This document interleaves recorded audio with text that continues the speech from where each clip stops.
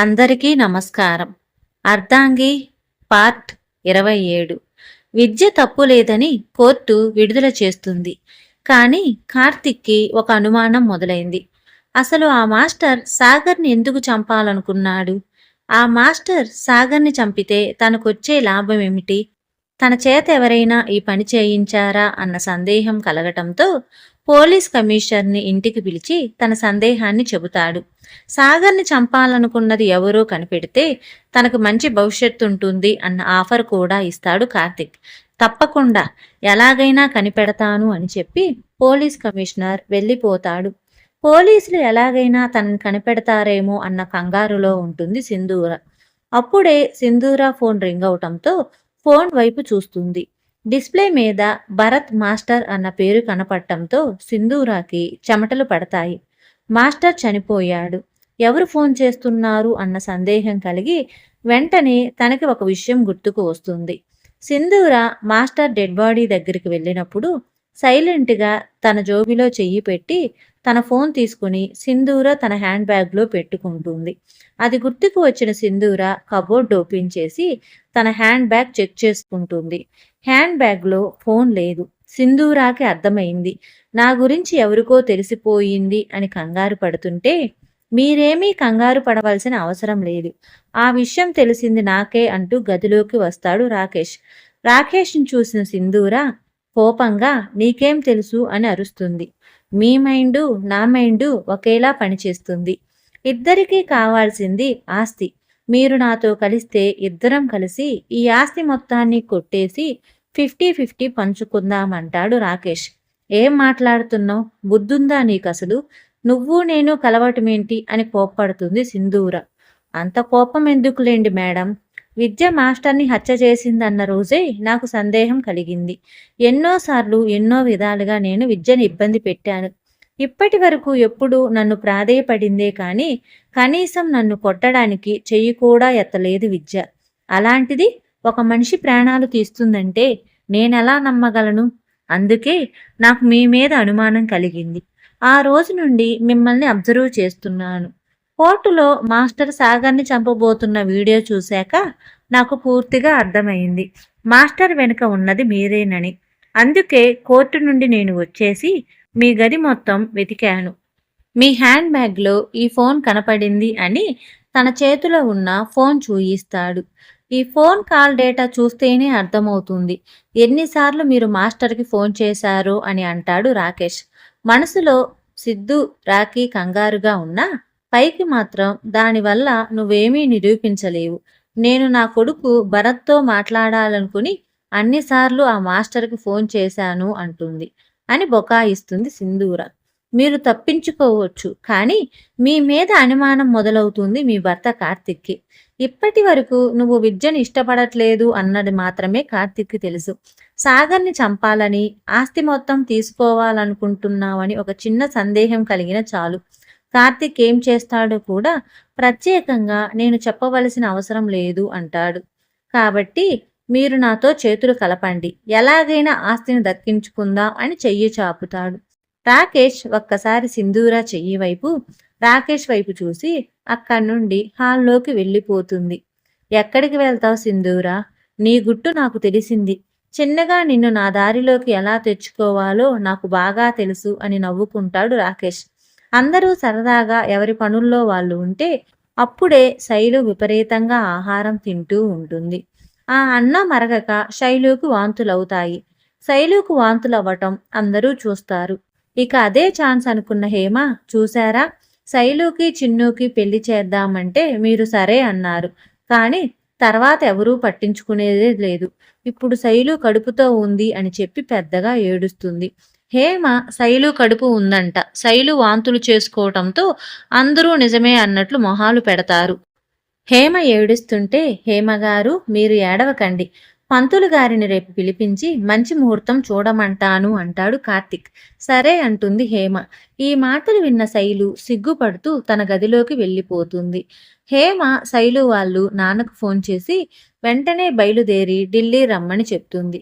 సాగర్‌కి అర్థం కాక విద్యను అడుగుతాడు. ఎందుకు ముహూర్తం ఏంటి అని. అప్పుడు విద్య శైలుకి, చున్నుకి కొన్ని రోజుల్లో పెళ్లి జరగబోతుంది అని చెప్తుంది విద్య. సాగర్ ఏంటి?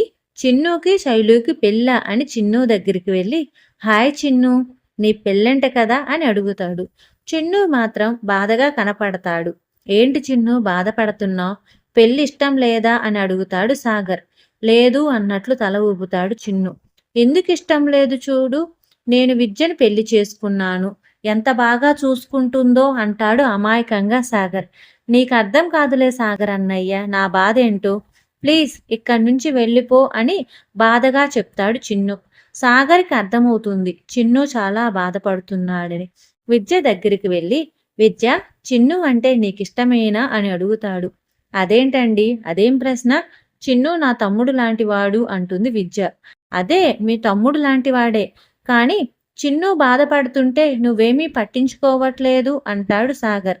ఏంటండి? ఏం మాట్లాడుతున్నారు?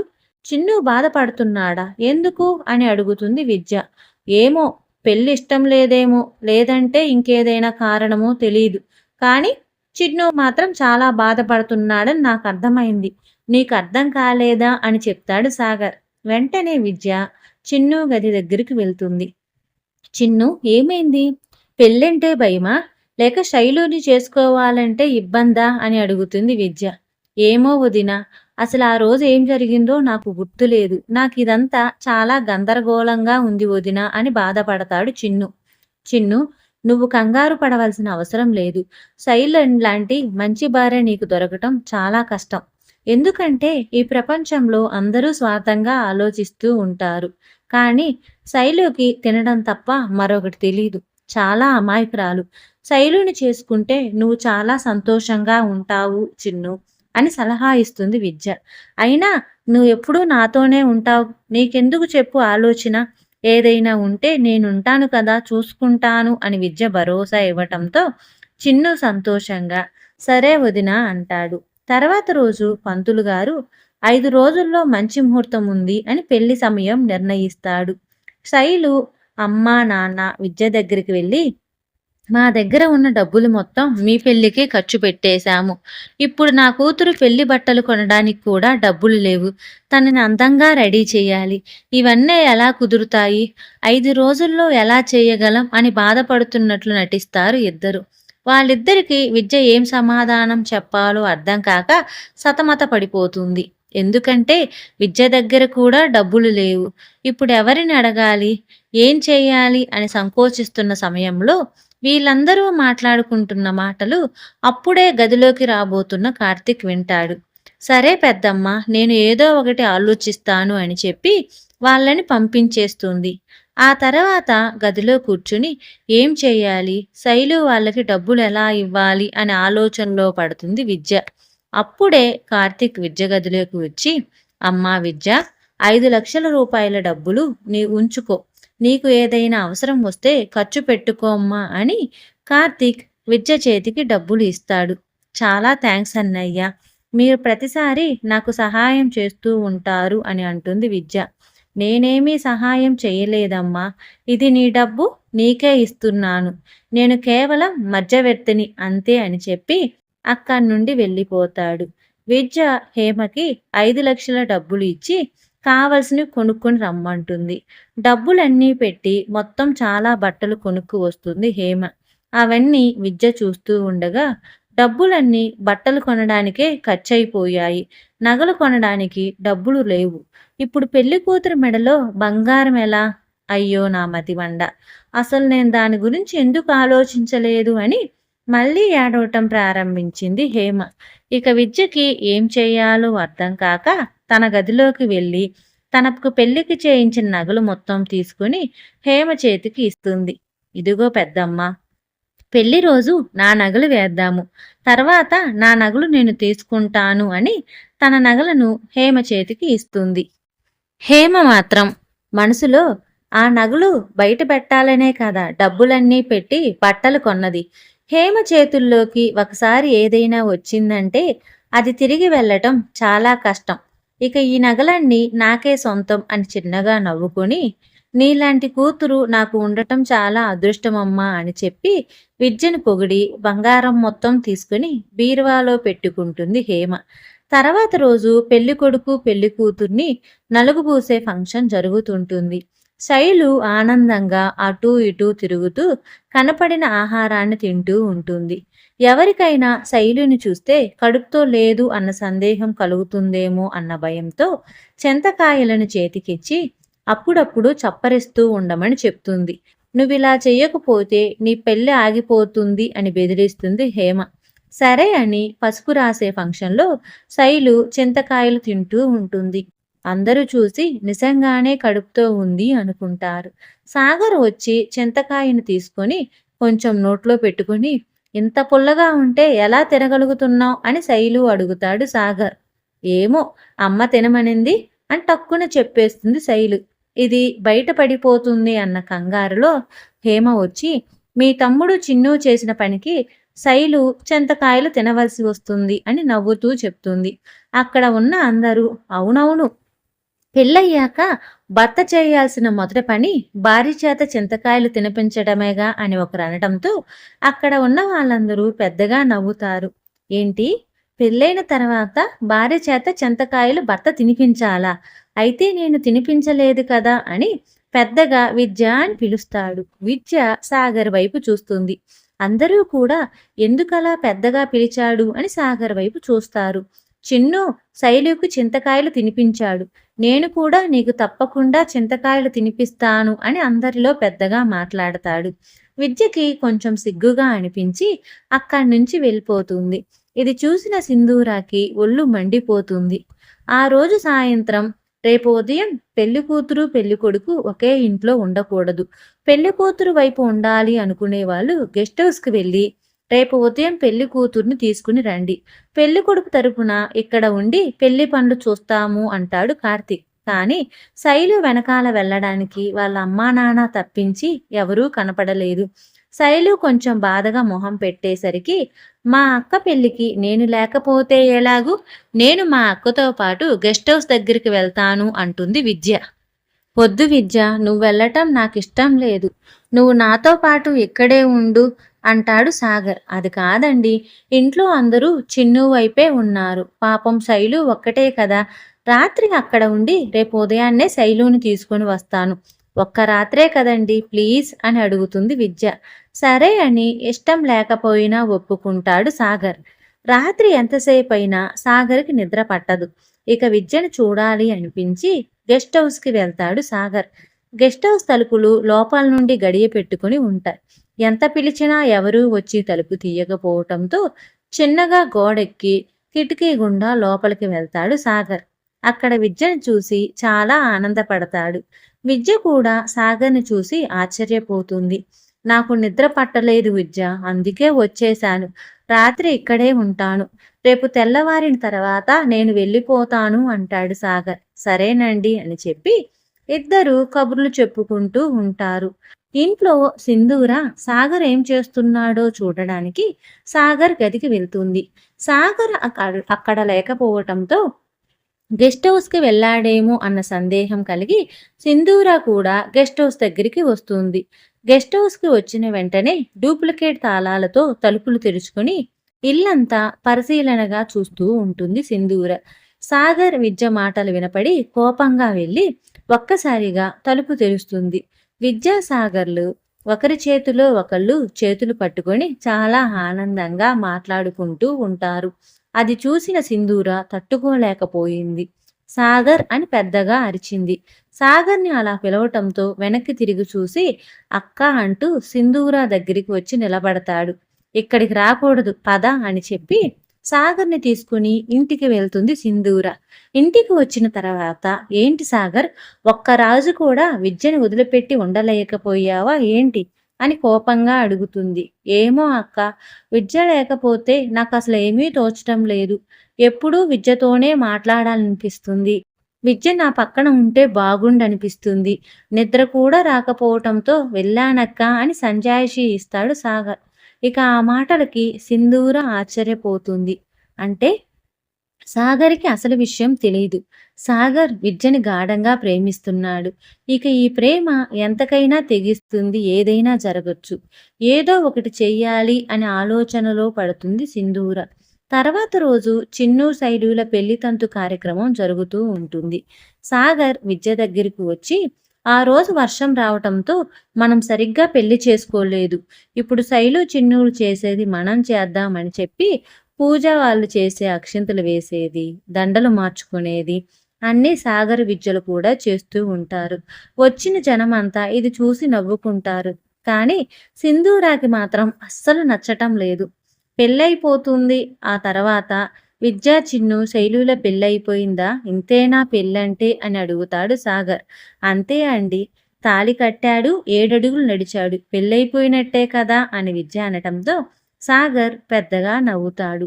"ఏమైంది సాగర్? ఎందుకు నవ్వుతున్నావ్?" అని అడగటంతో, పిచ్చి శైలు చిన్ను భార్య అయిపోయిందన్నమాట అని కోపంగా చూడటంతో, "ఓకే ఓకే, ఇక అననులే" అని సైలెంట్ అయిపోతాడు సాగర్. అలా 4 రోజులు గడుస్తాయి. సాగర్ వాళ్ళమ్మ లక్ష్మి ఇద్దరూ కూర్చొని ఏవో మాట్లాడుకుంటూ ఉండగా అప్పుడే కార్తీక్ అక్కడికి వచ్చి, "అత్తయ్య గారు, చిన్ను, శైలుని హనీమూన్‌కి పంపిద్దాం ఏమంటారు?" అని అడుగుతాడు. "దాంట్లో ఏముంది అల్లుడు గారు, ఖచ్చితంగా పంపిద్దాం. దానికి కావాల్సిన ఏర్పాట్లన్నీ చేయండి" అంటుంది లక్ష్మి. ఇది విన్న సాగర్, "బావా, హనీమూన్ అంటే ఏంటి? చిన్ను, శైలు ఎక్కడికి వెళ్ళాలి?" అని అడుగుతాడు. కార్తీక్ ఒక్క నిమిషం ఆలోచించి సాగర్కి ఏం చెప్పాలో అర్థం కాక, ఆ తర్వాత సాగర్, పెళ్ళైన తర్వాత భార్యాభర్తలు హనీమూన్ అని ఒక కొత్త ప్రదేశానికి వెళ్ళి కొన్ని రోజులు అక్కడ ఉన్నయన్నీ చూసి రావాలి అని చెప్తాడు. "నిజంగానా బావా? అందరూ వెళ్తారా హనీమూన్‌కి?" అని అడుగుతాడు సాగర్. "అవును సాగర్, కొత్తగా పెళ్ళైన వాళ్ళు వెళ్తారు" అని సమాధానమిస్తాడు కార్తీక్. "మరి నాకు పెళ్ళయింది కదా, నేను విద్య హనీమూన్‌కి వెళ్ళలేదు" అంటాడు సాగర్. ఇక ఆ మాటలకి కార్తీక్‌కి ఏం చెప్పాలో అర్థం కాక కాసేపు మౌనంగా ఉంటాడు. "సరే బావా, పనిలో ఉండి మర్చిపోయి ఉంటావులే. ఇప్పుడు నేను, విద్య కూడా హనీమూన్‌కి వెళ్తాము. శైలు, చిన్ను వాళ్ళతో కలిసి. మాకు హనీమూన్‌కి ఏర్పాటు చెయ్యి బావా" అని అడుగుతాడు. ఇక సాగర్‌ని ఇబ్బంది పెట్టడం ఇష్టం లేక, "సరే, నలుగురికి ఏర్పాట్లు చేస్తాను" అంటాడు కార్తీక్. నలుగురికి ఊటీకి టికెట్స్ బుక్ చేస్తాడు. "సరదాగా 10 రోజులు ఎంజాయ్ చేసి రండి" అంటాడు కార్తీక్. సాగర్ సంతోషంగా, "మనం హనీమూన్‌కి వెళ్తున్నామని చెప్పి విద్యకు చెప్తాడు. విద్య సిగ్గుపడుతూ, "ఏంటండి, ఏం మాట్లాడుతున్నారు మీరు?" అని అడగగా, "అవును విద్య, శైలు, చిన్ను హనీమూన్‌కి వెళ్తున్నారట. నేను వెళ్తాను అనేసరికి బావ మన ఇద్దరికి కూడా ఏర్పాట్లు చేస్తాను అన్నాడు. ఊటీ వెళ్తున్నాం. మనిద్దరి బట్టలు సర్దు" అని ఆనందంగా చెప్తాడు. సరే అని విద్య ఇద్దరి బట్టలు సర్దటం స్టార్ట్ చేస్తుంది.